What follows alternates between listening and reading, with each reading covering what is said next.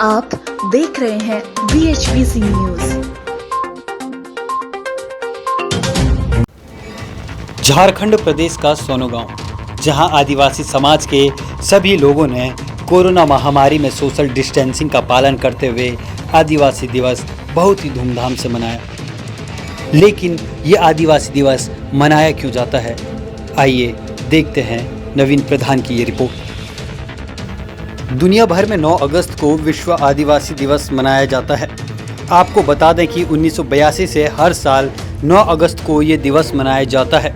विश्व आदिवासी दिवस मनाने के लिए जब हम रंगमंच में विभिन्न लोकगीत, संगीत और नृत्य से लोगों के दिलों में अपनी पहचान और इतिहास को उभारने की कोशिश कर रहे हैं, तब इस गीत को भी नहीं भूलना चाहिए, जो अंग्रेजों के खिलाफ 9 जनवरी 1900 को डोम्बारी पहाड़ पर बिरसा मुंडा भारत के एक आदिवासी स्वतंत्रता सेनानी और लोकनायक थे।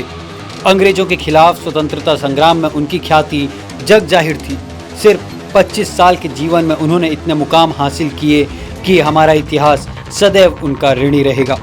बिरसा मुंडा का जन्म 15 नवंबर 1875 को वर्तमान झारखंड राज्य के रांची जिले में उलीहातू गांव में हुआ था। उनकी माता का नाम कर्मी हातू और पिता का नाम सुगना मुंडा था। उस समय भारत में अंग्रेजी शासन था। आदिवासियों को अपने इलाकों में किसी भी प्रकार का दखल मंजूर नहीं था।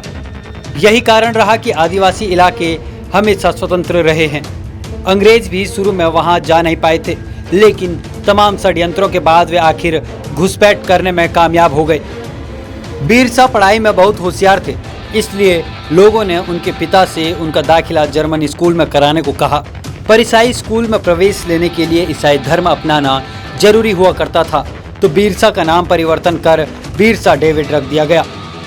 कुछ समय तक पढ़ाई करने के बाद उन्होंने जर्मन मिशन स्कूल छोड़ दिया, क्योंकि बिरसा के मन में बचपन से ही साहूकारों के साथ साथ ब्रिटिश सरकार के अत्याचारों के खिलाफ विद्रोह की भावना पनप रही थी। इसके बाद बिरसा ने जबरन धर्म परिवर्तन के खिलाफ लोगों को जागृत किया तथा आदिवासियों की परंपराओं को जीवित रखने के लिए कई प्रयास किए। 1884 में बारिश न होने से छोटा नागपुर में भयंकर अकाल और महामारी फैली हुई थी। बिरसा ने पूरे समर्पण से अपने लोगों की सेवा की।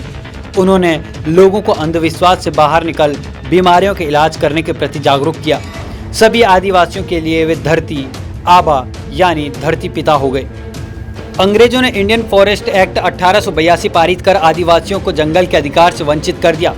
अंग्रेजों ने जमींदारी व्यवस्था लागू कर आदिवासियों के वो गांव जहां वे सामूहिक खेती करते थे, जमींदारों और दलालों में बांटकर राजस्व की नई व्यवस्था लागू कर दी। और फिर शुरू हुआ अंग्रेजों, जमींदारों व महाजनों द्वारा भोले भाले आदिवासियों का शोषण। इस शोषण के खिलाफ विद्रोह की चिंगारी फूकी बिरसा ने। अपने लोगों को गुलामी से आज़ादी दिलाने के लिए बिरसा ने उलगुलाना यानी कि जल जंगल जमीन पर दावेदारी की अलख जगाई। 1895 में बिरसा ने अंग्रेजों की लागू की गई जमींदारी प्रथा और राजस्व व्यवस्था के खिलाफ लड़ाई के साथ साथ जंगल जमीन की लड़ाई छेड़ी। यह सिर्फ कोई बगावत नहीं थी, बल्कि यह तो आदिवासी स्वाभिमान, स्वतंत्रता और संस्कृति को बचाने का संग्राम था। बिरसा ने अबुआ डिशुम अबुआ राजा यानी हमारा देश हमारा राजा का नारा दिया। देखते ही देखते सभी आदिवासी जंगल पर दावेदारी के लिए इकट्ठे हो गए। अंग्रेजी सरकार के पांव उखड़ने लगे और भ्रष्ट जमींदार व पूंजीवादी बिरसा के नाम से भी कांपते थे। अंग्रेजी सरकार ने बिरसा के उलगुलाना को दबाने की हर संभव कोशिश की, लेकिन आदिवासियों के गुरिल्ला युद्ध के आगे उन्हें असफलता ही मिली। 1897 से 1900 के बीच आदिवासियों और अंग्रेजों के बीच कई लड़ाइयाँ हुई, पर हर बार अंग्रेजी सरकार को मुंह की खानी पड़ी। 1897 से 1900 के बीच मुंडाओं और अंग्रेज सिपाहियों के बीच युद्ध होते रहे और बिरसा और उसके चाहने वाले लोगों ने अंग्रेजों की नाक में दम कर रखा था। अगस्त 1897 में बिरसा और उसके 400 सिपाहियों ने तीर कमानों से लैस होकर खूंटी थाने पर धावा बोल दिया। 1898 में तांगा नदी के किनारे मुंडाओं की भिड़ंत अंग्रेज सेनाओं से हुई, जिसमें पहले तो अंग्रेजी सेना हार गई, लेकिन बाद में इसके बदले उस इलाके के बहुत से आदिवासी नेताओं की गिरफ्तारियां हुई।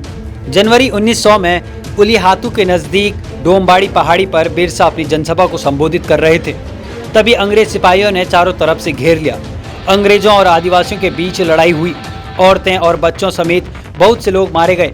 अंत में बिरसा भी 3 फरवरी 1900 को चक्रधरपुरा में गिरफ्तार कर लिए गए। 25 साल की उम्र में बिरसा मुंडा ने जिस क्रांति का आगाज किया वह आदिवासियों को हमेशा प्रेरित करती रही है। हिंदी साहित्य की महान लेखिका व उपन्यासकार महाश्वेता देवी ने अपने उपन्यास जंगल के दावेदार में बिरसा मुंडा के जीवन व आदिवासी स्वाभिमान के लिए उनके संघर्ष को मार्मिक रूप से लिखा है। आज भी बिहार, उड़ीसा, झारखंड, छत्तीसगढ़, राजस्थान और पश्चिम बंगाल के आदिवासी इलाकों में बिरसा मुंडा को भगवान की तरह पूजा जाता है।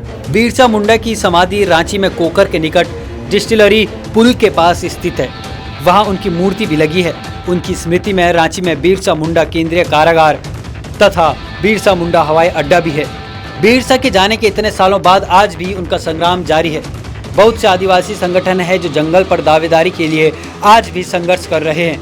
इन सभी ने मिलकर बिरसा का उलगुलाना जारी रखा है। इन सभी के प्रेरणा स्रोत हैं बिरसा मुंडा। झारखंड से नवीन प्रधान की ये रिपोर्ट। आप देख रहे हैं VHBC न्यूज।